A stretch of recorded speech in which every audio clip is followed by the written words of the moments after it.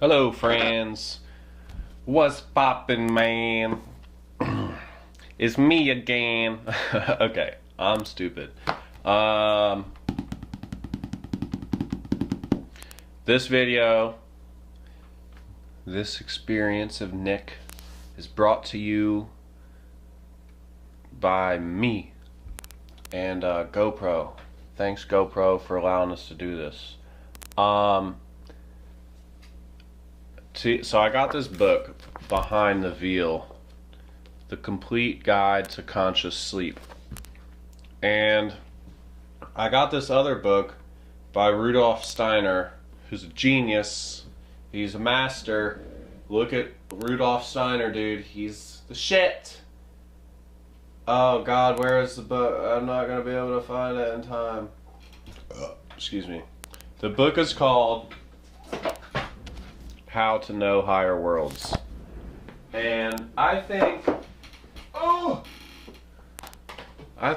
with the knowledge of these two books, Behind the Veil by Daniel Kelly and How to Know Higher Worlds by Rudolf Steiner, they both employ enough techniques for you to begin to use your third eye, which I am under the belief that we are consistently using, but to get one of those peak experiences that everybody always talks about, you need to employ a couple different techniques, some different attitudes, you need to employ some practices and some rituals to get you in the right mind state. So those books were very impactful for me and the shit that I learned about out of body from a non-experiential perspective. And so they talk a lot about, they don't name it this way, but in the study of one-irology, and I think I'm pronouncing that right. Could be oni-irology, but that doesn't sound right, or I guess those are the only two pronunciations. It's a scientific study of dreams, and they classify two different types of out-of-body experiences. One is called DILD, that's the acronym DILD, which stands for Dream-Induced Lucid Dream, and the other is called WILD, which is Wake-Induced Lucid Dream. And so that's what I was attempting this morning, and I was, relatively successful. I was definitely successful, but if we're going to put it in degrees, it's probably like, I don't know, we're not going to put it in degrees. I was successful. So the technique, and this was like really, I think this is like my first out-of-body experience for real. Like I've had some really weird, crazy lucid dreams, but this one was like, it was intentional. I remembered it very well, and it was objective and evidential evidence for myself to say that I achieved what I was trying to do, which was to shift my consciousness outside my physical body. And so I was trying to do it through the WILD technique, the wake-induced lucid dream. So, they talk about the WILD technique is the one that the Buddhists use and the Tibetans, and what they talk about in the Bardo and all of this stuff. And William Buhlman is a proponent of this technique and this means of shifting your consciousness. And so, yeah, I did that. I woke up at 7 o'clock. I was like, okay, I'm going to go get some water. Got some water. I'm going to come back to my bed. I'm going to kind of clean it up a little bit. Burned a little bit of sage. Meditated in bed for like, I don't know how long. Not very long. I meditated until I was in a supreme state of relaxation. And it's just like when your body feels so heavy, it's almost tingly. It feels like there's 1,000 pounds on you. You just want to like get up, but you're like, oh, I can't do it. You're so fucking tired. I got in that state, and then I just brought my awareness and my attention back to my breath, and I was trying to breathe into the stomach, which is known as whole body breathing, or reverse of what we normally do for real, which is into our lungs and our chest and our shoulders raised when we breathe. However, to reverse that, to breathe into your stomach so that your stomach noticeably comes outward when you breathe.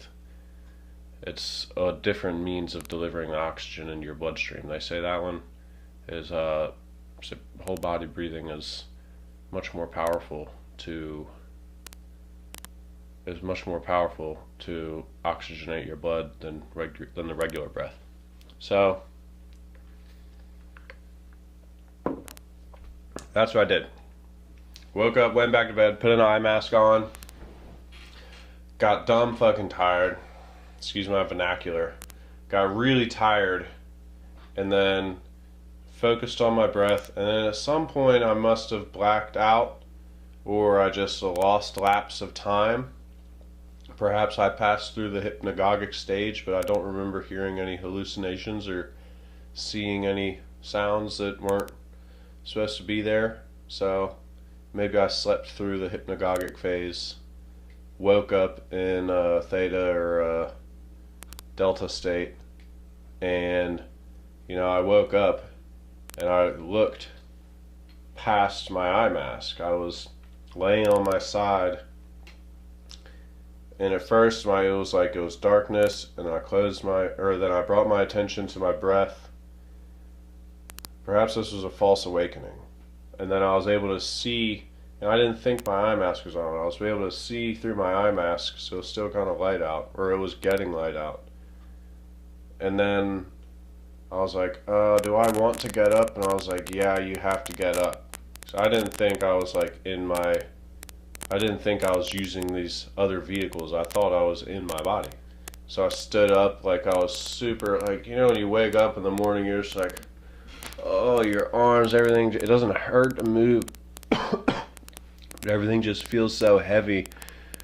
You just want to go right back to sleep. That's kind of what it felt like. But I stood up, I turned around, I started walking towards my door, and I started noticing stuff wasn't kind of right. And then I looked down at the carpet, and I looked to my left and to my right, and the thought came in my head. I was like, I'm not in my fucking body right now. And I looked down at my hands to try and look at my hands. I didn't have any hands. It was just blurs of color of pink and red. And I was like, holy shit, I'm out of body. And I was automatically thinking I'm facing the door in this corner of the room, and my bed is behind me. And I knew don't think about your body. Don't think about the body, because then you'll go back to your body. But just that thought alone started to phase me back into it.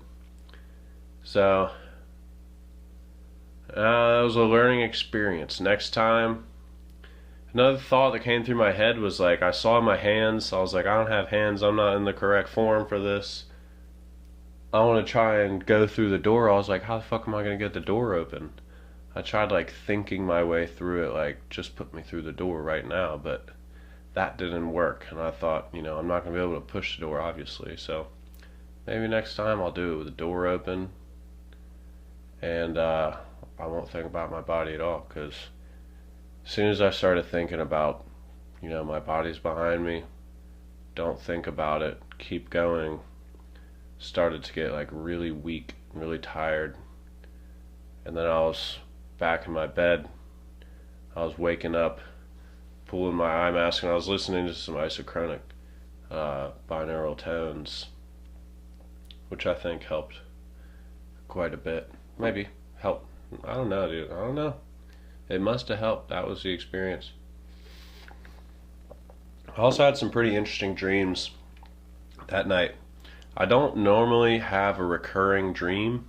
However, and I wouldn't necessarily classify this as a recurring dream, but I went back. I've had a dream before where I was in this house, and I was living there with some people. It was a weird dream, but the house was very specific because it had this fucking aquarium in it. It was 4 stories tall. It was fucking massive. And then in this dream, I was back in that same house, but I was there was a new owner or something. I was helping them move in. It was a similar house, and I knew that in the dream. Okay. I'm I remember this. I didn't remember a physical thing. I remembered a non-physical mental thing, which doesn't exist in this reality as far as I can see.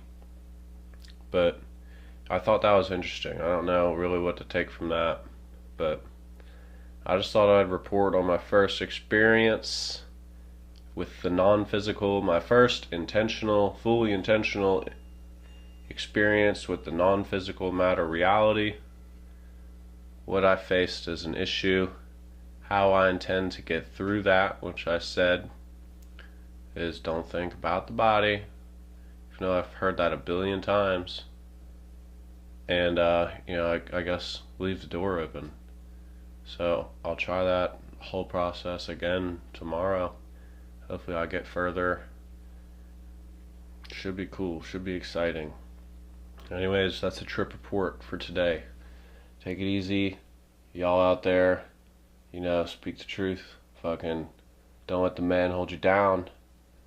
Don't let the fucking archons get to you, because this is our world. We're taking it back.